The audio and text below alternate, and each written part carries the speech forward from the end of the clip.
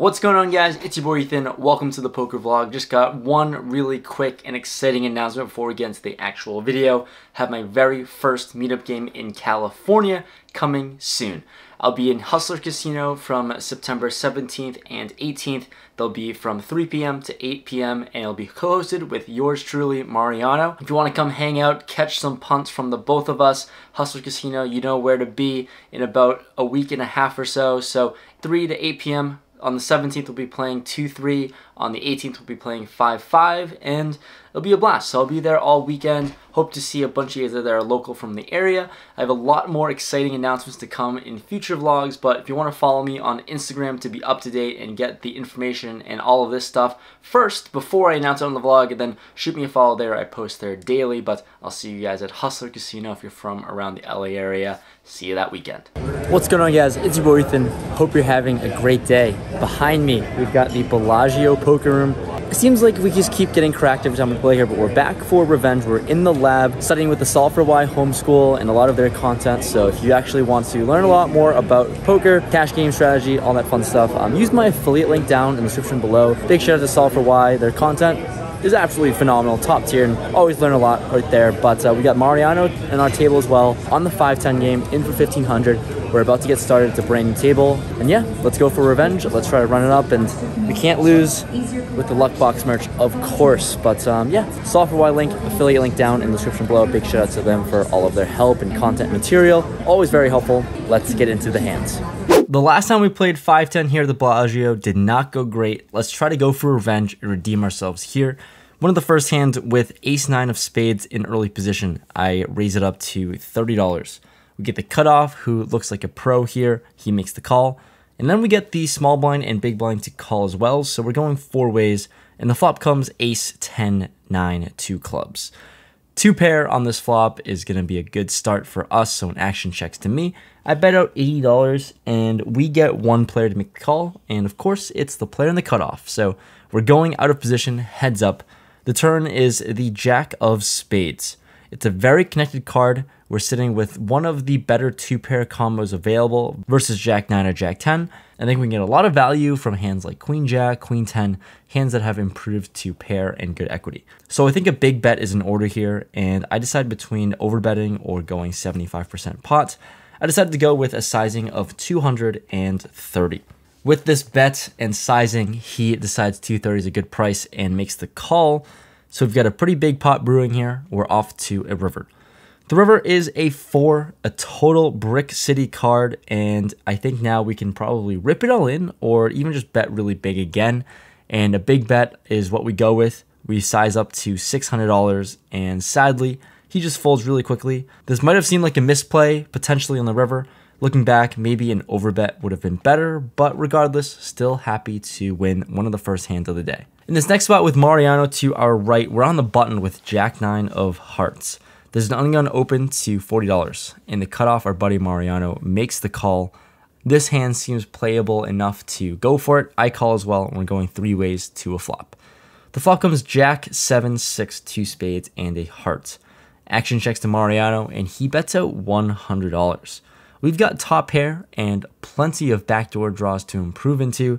We're not going to fold just yet. I call 100, and the ungun player leases his cards for a fold. We're off to a turn, which is a good-looking one in the 10 of hearts. Really nice to see as we have improved to all of our backdoors, including with our top pair holding. Backdoor flushes improve. We now have a flush draw and a straight draw, and surprisingly, he checks. Now we have a decision between betting or checking back. Given how much equity that we have, betting here just kind of feels like gambling to build a pot. If we bet and get called, it's very likely that Mariano will have a stronger hand than us. And also, if we get raised, then we are in a world of pain. Anyways, I go against my intuition and go against the better decision, I think, which is to check. I throw out a bet of $220 sizing up here. And for $220, he doesn't raise, which is nice. He just makes the call, so got a pot builder going right now. Let's try to hit our outs. The river is now another 10 of diamonds on the river here, and for a third time, he checks. We're unimproved, and I don't think we can bluff off hands that are better than us. I think all over pairs or better Jack X's are just going to be forced to call a river bet, so we just check this one back, and Mariano just shows us a full house. pocket sixes for a flopped set, river to boat. Nice hand, man. We get moved from the must move to the main game, and in this hand, pocket tens in the small blind. There are 3 players who limp to me, and I literally hate playing hands up in the small blind here out of position, but still, get a raise. I size up to 70. We get 2 of the limpers to make the call. Let's try to punish them. When the flop comes Jack 5-6 rainbow, only 1 card over our pair. It's not amazing, but still a good enough flop. So we're going to throw out a bet of $80. We get 1 player to make the call. Then the cutoff, who also limped, puts in a raise. Raises this flop up to $220. This is definitely not a player that I think is capable of raising too light, I don't think. So with another player behind, very marginal at best given the flop and dynamics, I let this one go and fold. The other player folds as well, so we never get to see too much action in this one, but we'll lose this one. Following that, with pocket 8s on the button, there is an early position player who limps, action folds to me. Definitely going to put in a raise, so I size to 40 in this spot. We get the big blind and early position player to call, so 3 ways. The flop comes 8-6-4, 2 diamonds. When action checks to me, all things considered, I would call this a more than ideal flop with top set. We don't have the nuts as 5-7 makes the straight, but definitely going to go for a bet, and I size to $100. We get the big blind to make the call for 100, and we're going heads up to a turn. The turn comes another 6. Oh, music to our ears. We're loving this situation, and when he checks again for a second time, I'm going to bet small here. We're playing pretty deep for a 5-10, and there's plenty of money still up for grabs. So I size small to $120. This paired board is not great for draws and stuff, but for 120, he snap calls. We're off to a river, which comes a 5. 4-liner on the board. It's amazing. I think we can get a lot of action going on this board texture, and even better, he leads for $300. So this is the kind of action we're looking for. This is a dream scenario, praying he has a 7 here for a straight, and I'm trying to get as much money as possible in this spot. I don't think too many players could fold straight here, especially since I don't have too many value hands as I raised pre-flop, so how big can I go? The sizing I elected to choose to was $1,350, a pretty weird amount as it only leaves about $500 left in my stack, but now he goes into an eternal tank. It's about 5 minutes long. He's thinking about it over and over and over again. And all I'm doing is staring at the board, trying to look as stone cold and normal as possible. While he's thinking, obviously, I'm praying for a call, hoping to receive an extra $1,000 our way. But after a while, he ends up calling the clock on himself, weighs out all of his options, and then folds pocket 7s face up. We didn't get paid, unfortunately. We still win a decent chunked pot, but wasn't the maximum. In the next interesting spot we play, we're in +1, there's an onion straddle, and we look down at ace-king offsuit. Definitely going to put in a raise here, and I size to $60. We get a player on the button who seems like a European player, hasn't really played too many hands, hasn't been too involved. He 3-bets to 210. Action folds to me. I just haven't seen this player 3-bet light ever throughout this entire session. So with a hand that I'd usually 4-bet with and try to get stacks in with, I'm not going to do it this time. I just make the call and slow down. We're going to see a flop. The flop comes queen 6 deuce rainbow.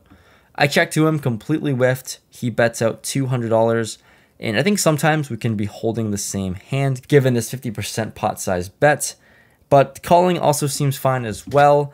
Anyways, against someone who I think isn't really 3-betting too light, and more likely than not, we're going to be behind with ace-king. I'll let this one go, playing a little bit tighter as well, and let him have it. Hand following that, pocket 9s in +2. There's another limper, undergun player who limps, and you know the drill. Simps limp. I raise it up to $40. I'm no simp here, and we get the button, big blind, and undergun player to call.